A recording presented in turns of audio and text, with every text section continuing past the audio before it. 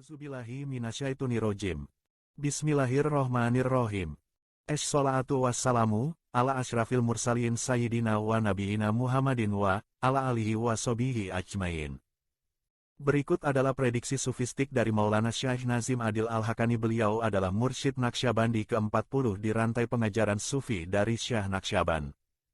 Beliau mengatakan, Bismillahirrohmanirrohim. Melalui kitab suci, para rasul memberi kabar tentang masa depan dan peristiwa-peristiwa yang akan terjadi hingga hari kiamat. Salah satu yang paling utama dalam daftar tunggu adalah kedatangan Rasul terakhir Muhammad. Peristiwa ini sangat jelas diterangkan dalam semua kitab suci. Nabi Musa, alaihissalam memberi kabar tentang kedatangan Mesias dan Rasul terakhir kepada Bani Israel. Selama ribuan tahun mereka menanti. Ketika keduanya datang, Mesias dan Rasul tadi, akan tetapi mereka tetap menanti karena beberapa alasan. Mereka tidak suka mengenali keduanya dan tidak mau menerima keduanya. Mereka tetap menanti karena mereka percaya kepada sabda Nabi Musa. Sedikit sekali dari mereka yang menyatakan kebenaran, maka dengan itu mereka dikucilkan. Sekarang kita hidup dalam periode terakhir dari dunia ini. Bani Israel juga mengetahuinya. Mereka mengetahui bahwa hari kiamat telah dekat, karena semua tanda-tanda surgawi mengenai peristiwa ini juga tertulis dalam kitab suci mereka, tetapi sejak 3000 tahun yang lalu mereka masih saja menanti. Sekarang keraguan mulai menyelimuti kaum Yahudi yang terpelajar.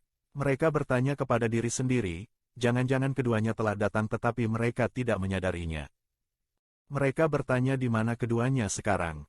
Nabi Musa bersabda, dari saudara kita, akan datang seseorang yang menyerupai aku. Orang itu bukanlah Yesus Kristus. Orang yang melalui penciptaan dan syariat menyerupai Nabi Musa adalah Muhammad dan beliau mempunyai sebilah pedang. Orang Yahudi bagaikan orang yang tidur di stasiun kereta api. Kereta api datang dan pergi, tetapi mereka tetap tertidur. Pada saat mereka bangun, sudah tidak ada kereta lagi. Sekarang ini, melalui koran kita mengetahui satu berita penting. Di Amerika seorang rabi yang terkenal menulis artikel tentang kedatangan Mesias. Perlu diketahui bahwa seluruh jaringan pers dan media penyiaran berada di bawah kontrol Yahudi, di seluruh dunia. Rabi tersebut mengenali tanda-tanda kedatangan Mesias ketika terjadi krisis perang di Teluk Arab. Suatu perang yang sangat besar akan datang dan setelah perang tersebut, dunia akan menjadi damai. Tetapi yang sekarang merupakan kali kedua bagi turunnya Nabi Isa, alaihissalam, orang-orang Yahudi telah melewatkan kedatangan pertamanya. Sebelum kedatangannya yang kedua ini, akan muncul antikristus. Tuhan menguji mereka sekarang. Peristiwa itu memerlukan persiapan selama 7 bulan dan akan terjadi pada bulan Syawal setelah Ramadan. Perang tersebut akan berlangsung selama 3 bulan, lebih dari itu dunia tidak akan sanggup menanggungnya, sungguh itu adalah perang yang mengerikan. Siapa yang bisa selamat hingga selesainya perang, dia akan mengalami hari-hari penuh kedamaian. Tidak perlu berkholwat untuk mencapai stasiun surgawi kalian karena perang itu akan sangat berat dan pengalaman dan pemandangan yang didapat sangat mengerikan. Ketika Sayyidina Mahdi, alaihissalam menghentikan perang, dengan segera jalan menjadi terbuka dan semuanya akan selamat.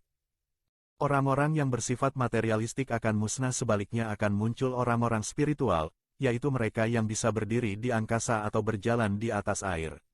Pada saat itu kekuatan spiritual mereka akan bekerja. Jadi artikel di koran tadi adalah suatu kabar gembira. Suatu pernyataan dari Rabi untuk seluruh umat manusia.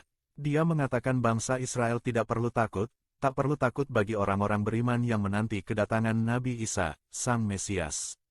Mereka semua akan dilindungi, dan semua orang Yahudi yang beriman menantikannya. Umat Kristen juga melakukan hal yang sama. Bedanya, jika Yahudi mengharapkan kedatangan Mesias dari bumi, sedangkan Kristen dari langit, dari surga. Untuk umat Muslim mengharapkan kedatangan Sayyidina Mahdi, alaihissalam sebelum kedatangan Nabi Isa, alaihissalam. Jadi semua orang beragama mempunyai harapan masing-masing. Tak ada yang bahagia dengan kondisi perang seperti ini. Orang beriman yang sejati yang selalu disuapi dengan masalah-masalah dari peperangan, berusaha mencari seseorang dengan kekuatan spiritual tinggi untuk menata kehidupan yang baik, karena mereka tidak sanggup melakukannya. Tak seorang pun dapat mengubah kondisi sekarang ini, kecuali orang yang mempunyai kekuatan spiritual yang tinggi yang akan datang menyelamatkan semua orang. Artikel ini adalah suatu peringatan bagi orang-orang yang beriman agar selalu menjaga iman mereka dengan kuat, juga bagi orang-orang kafir agar sekali lagi mau menoleh agama surgawi, jika tidak azab akan datang tanpa bisa dihentikan. Tidak terlalu penting untuk melihat berita, yang penting adalah untuk bersiap-siap terhadap apa yang akan terjadi di masa yang akan datang agar kita bisa menghadapinya. Hal itu membutuhkan iman yang kuat. Orang kafir harus dihukum, mereka harus dibersihkan. Artikel ini adalah peringatan dari seorang rabi Yahudi yang terkenal kepada seluruh orang kafir. Hanya iman yang dapat dijadikan tempat berlindung sekarang. Siapa yang beriman dan mengharapkan kedatangannya, dia akan dilindungi. Semoga Allah menjadikan kita tergolong orang-orang yang bisa menjumpai Sang Mesias dan untuk bersama dengannya. Jagalah ibadah kalian terhadap Allah. Naga besar akan melumatkan yang kecil.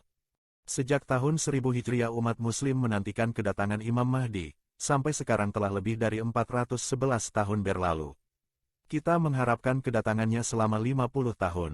Semua yang tertera dalam daftar tunggu akan datang. Nabi Adam menanti kedatangan Nabi Muhammad.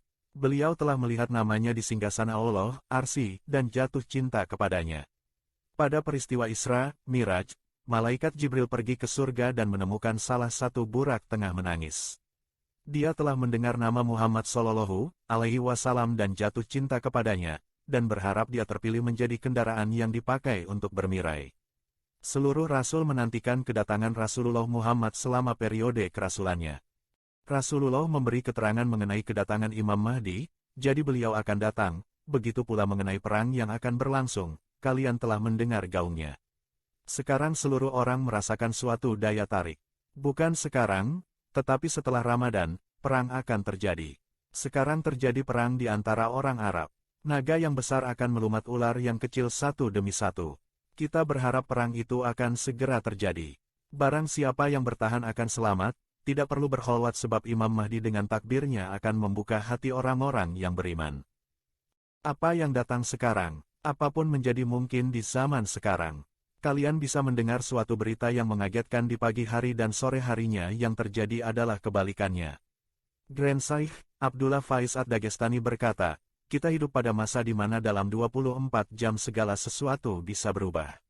Setiap peristiwa, baik yang bisa kalian bayangkan maupun yang tidak, bisa saja terjadi sekarang ini. Tak seorang pun dapat memperkirakan apa yang terjadi sekarang, tidak pula dengan Amerika. Kini seseorang akan datang untuk menentang seluruh dunia. Allah membuat suatu perubahan dalam dirinya sehingga dia berani menentang keinginan seluruh bangsa dan membuatnya teguh pada pendiriannya, dengan berkata, tidak. Tak ada negara adidaya yang berani menyerangnya. Mereka mengumpulkan kekuatan mereka, pesawat tempur dari seluruh bangsa, tak terhitung, tetapi tidak berani. Tak seorang pun dapat menilai atau memaksakan suatu peristiwa agar terjadi di bumi ini. Meski Amerika yang terkuat mencari dan memanggil rakyatnya untuk datang menjadi tentara. Allah membuat orang-orang yang bangga akan dirinya ketakutan dan merasa dirinya lemah. Semuanya gemetar tidak tahu apakah esok harinya mereka masih hidup atau sudah mati. Dan 40 tahun yang lalu, Grand Syekh memberitahu saya bahwa semua peristiwa telah diatur oleh Imam Mahdi alaihi salam. Seluruh bala tentara akan bergerak di bawah komandonya. Beliau tidak menuliskan rencananya, tetapi melalui hatinya beliau mengirimkan pesan seperti remote control, lalu Saddam terguling. Waktunya berakhir. Kemunculan Sayyidina Mahdi, alaihi salam yang pertama kali terjadi di Hijaz, Mekah, tepatnya di Gunung Arafat. Peristiwa itu terjadi sekitar tahun 1960. Itu merupakan kemunculan yang sifatnya privat, hanya untuk para aulia. 12.000 aulia datang dan meletakkan tangan mereka di atas tangan beliau untuk mengambil baiat bersamanya. Suatu saat, ketika saya melewati Beirut, Lebanon, dalam perjalanan saya menuju Siprus, saya bertemu seorang syekh dari Lebanon, dan saya menjadi tamu di rumahnya. Beliau bertanya pada saya, berita apa yang diberikan syekhmu tentang Mahdi, alaihi salam. Saya mengatakan bahwa beberapa tahun yang lampau kami bersama Imam Mahdi, alaihi salam di Gunung Arafat, mengambil baiat bersama 12.000 rijalullah dan aulia. Saya bersama Grand Syekh Abdullah Faiz Dagestani pada saat itu. Beliau membawa saya bersamanya, seperti halnya seorang pemburu yang membawa anjingnya bersamanya. Ketika saya menceritakan hal itu, Syekh dari Lebanon berkata, engkau benar. Saya sedang berada di Mekah Al-Mukarramah pada tahun yang sama bersama Syekh saya, dan kami bertemu seseorang dari Sudan. Kami bertanya padanya, dari mana engkau berasal, dan dia berkata bahwa dia berasal dari Afrika Tengah. 1 tahun yang lalu saya diperintahkan oleh Rasulullah Shallallahu Alaihi Wasallam untuk berada di sini tahun ini, untuk mengambil baiat bersama Imam Mahdi Alaihi Salam. Saya sudah berjalan kaki selama 1 tahun dan sekarang saya sampai di sini. Jadi para aulia sudah mengambil baiat bersama Imam Mahdi Alaihi Salam pada tahun tersebut. Ada juga sejenis baiat yang lain, yaitu melalui mimpi, dan ini adalah untuk orang-orang yang tidak dipersiapkan untuk bertemu Imam Mahdi alaihi salam secara fisik. Dan sekarang beliau menunggu perintah, kemudian orang awam akan mengambil baiat bersamanya. Beliau akan muncul untuk semua orang, menurut perintah Tuhan, dalam perang besar, Armageddon. Ada 101 rintangan yang harus beliau lewati sebelum kemunculannya. 99 dari rintangan tersebut telah dilewati. Sekarang tinggal 2 yang masih tersisa. Orang berwarna merah Rusia telah datang ke Afghanistan. Mereka juga pasti akan datang ke Pakistan, kemudian ke Turki. Itu adalah tanda yang pertama, bahwa Rusia masuk ke Turki. Sepasukan armada Rusia akan memasuki bagian barat Aleppo. Mereka akan datang ke dataran Yarmouk di dekat Aleppo. Pada saat yang sama tentara Amerika akan berada di Turki, di Adana, dekat laut. Akan ada pembunuhan besar-besaran di dataran itu. Perang akan berlangsung selama 3 bulan dan selama perang tersebut, Mahdi alaihi salam akan muncul. Perang itu akan bertepatan dengan Haji Al-Akbar. Imam Mahdi alaihi salam akan muncul dalam haji tersebut, di mana orang-orang akan mengambil baiat darinya. Dari sana beliau akan pergi ke Damaskus. Beliau akan mengucapkan 3 kali takbir, Allahu Akbar, Allahu Akbar, Allahu Akbar. Dengan takbir itu, segala masalah teknologi akan berhenti, dan itu akan menjadi sinyal bagi seluruh muslim untuk menyerang setan. Ada 40 tempat pemberhentian Sayyidina Mahdi alaihi salam dalam perjalanannya dari Mekah ke Damaskus, Syria. Beliau akan datang ke gerbang selatan Damaskus, pertama ke tempat di mana terdapat cetakan jejak kaki Rasulullah Shallallahu Alaihi Wasallam dan untanya pada sebuah batu. Beliau akan memasuki Damaskus, dan di sana orang-orang akan mengambil baiat bersamanya.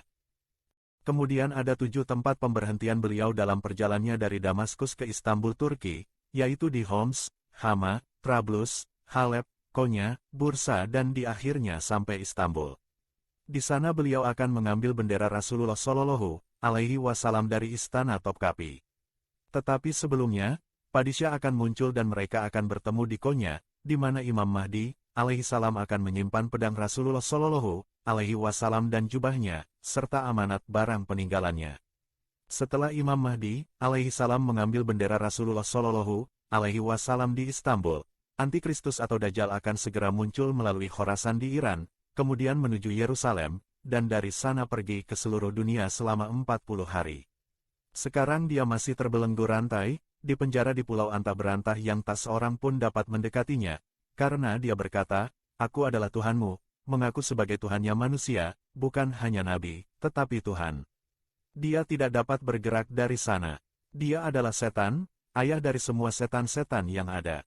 Dia memberi perintah, dan dia mempunyai 30 deputi yang mempersiapkan orang untuk kedatangannya. Deputi-deputi itu sekarang ini sudah tersebar di seluruh dunia dan merekalah mata-matanya Dajjal ketika keluar dari pembelengguannya itu. Muslim mengharapkan datangnya Sayyidina Mahdi alaihi salam dan mereka juga menantikan Sayyidina Isa alaihi salam atau Yesus Kristus alaihi salam untuk turun dari surga. Umat Kristen juga mengharapkan Yesus Kristus alaihi salam kembali dari surga. Tetapi kaum Yahudi, karena mereka tidak percaya kepada Sayyidina Isa alaihi salam dan Sayyidina Muhammad Shallallahu Alaihi Wasallam, mereka tetap menantikan datangnya seorang nabi dari kaum mereka sendiri, tidak dari kaum yang lain. Itulah Yahudi sekarang ini. Nanti akan datang pengumuman surgawi, musuh Allah Subhanahu wa Ta'ala, Dajjal, telah muncul. Siapapun yang ingin menyelamatkan diri darinya harus pergi ke Damaskus, Mekah atau Madinah. Jadi orang-orang yang beriman akan melarikan diri karena Dajjal akan mengejar mereka.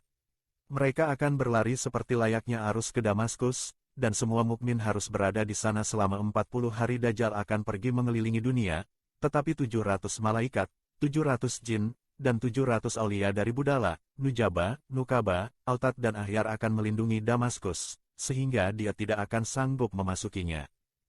Damaskus adalah tanah suci, tempat berlangsungnya hari perhitungan, di mana 2 kali sehari cahaya ilahi dan rahmat ilahi tercurah ke sana.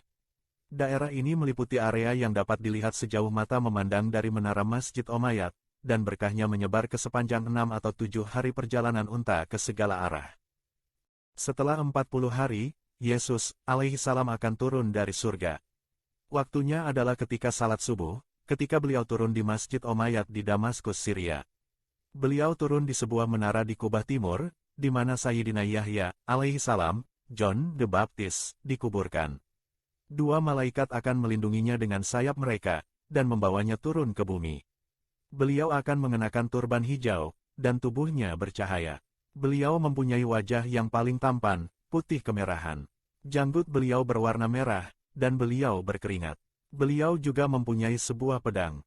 Ketika beliau berada di bumi, beliau tidak pernah menyentuh pedang, tetapi sekarang beliau datang sebagai juru selamat, untuk menyelamatkan orang dari tangan antikristus. Inilah sebutan sebenarnya dari julukan, Nabi Isa Sang Juru Selamat. Pedang beliau adalah sebuah pedang yang ajaib, pedang surgawi. Dia dapat mencapai jarak kemana beliau menghunuskannya. Tuhan yang memberikan pedang itu padanya nanti Yesus, alaihissalam tidak datang sebagai Nabi kembali, melainkan sebagai bagian dari umat Sayyidina Muhammad Sallallahu Alaihi Wasallam, dan mengikuti syariatnya. Sayyidina Mahdi, alaihissalam akan menawarkan posisinya sebagai imam, tetapi Yesus, alaihissalam akan menolak. Sayyidina Mahdi, alaihissalam akan memimpin salat sekali, dan setelah itu Yesus, alaihissalam yang akan menjadi imam dan Sayyidina Mahdi, alaihissalam akan bersama beliau selama 7 tahun. Yesus, alaihissalam akan membunuh antikristus, mematahkan salibnya, dan membuat jelas kebenaran mengenai dirinya dan ibunya Sayyidatina Maryam radhiyallahu anha. Beliau, Sayyidina Isa, alaihissalam akan memerintah kerajaan surgawi di bumi selama 40 tahun. Di masanya, semua teknologi akan dihancurkan, dan setiap orang akan dikaruniai dengan kekuatan ajaib, sehingga apabila kalian melihat suatu tempat dan kalian hanya dengan mengucapkan Bismillahirrohmanirrohim, dengan izin ilahi yang kalian miliki, kemudian kalian katakan, Wahai Tuhanku, dengan izinmu muliakan aku untuk menjadi deputimu, aku memohon kepadamu, dan bila dia memberi izin, kalian dapat melangkahkan kaki kalian dari sini ke sana, dari timur ke barat. Dari satu benua ke benua lain yang sering disebut dengan istilah teleportase. Secepat kilat, apa yang dulunya hanya dimiliki oleh para aulia, insya Allah akan kalian miliki. Semuanya menjadi mungkin. Setelah Nabi Isa atau Yesus, alaihissalam membunuh antikristus, tak ada lagi setan dan kejahatan di masanya. Orang akan hidup seperti di surga, tajalli, manifestasi surgawi, akan tampak pada mereka. Pada saat itu, maksud penciptaan Allah Subhanahu wa Ta'ala akan terlihat. Surga dunia akan terwujud. Tidak ada dendam, amarah, kebencian, dan kedengkian. Orang akan hidup dalam damai. Nabi Isa, alaihissalam akan menikah dan mempunyai anak. Ketika beliau wafat, beliau dimakamkan di Madinah, di makam keempat di sebelah Rasulullah Shallallahu Alaihi Wasallam, Sayyidina Abu Bakar, alaihissalam dan Sayyidina Petik Terbalik Umar, alaihissalam, yang sekarang masih kosong. Setelah beliau wafat, tidak berapa lama semua orang beriman akan meninggal dengan aroma yang semerbak dari surga. Setelah itu segala sesuatu yang mengerikan akan menimpa orang-orang kafir. Kejahatan muncul kembali, ketika suara azan tidak terdengar lagi di muka bumi dan orang tidak akan lagi mendirikan sholat karena hilangnya bimbingan spiritual, maka itulah tanda akhir zaman dan dunia akan sampai pada masa akhirnya. Dan waktu itu tidak lebih dari 100 tahun dari sekarang. Wa minallahi taufik. Auzubillahi minasyaitonirrajim. Bismillahirrohmanirrohim. Assalatu wassalamu ala asyrafil mursalin sayyidina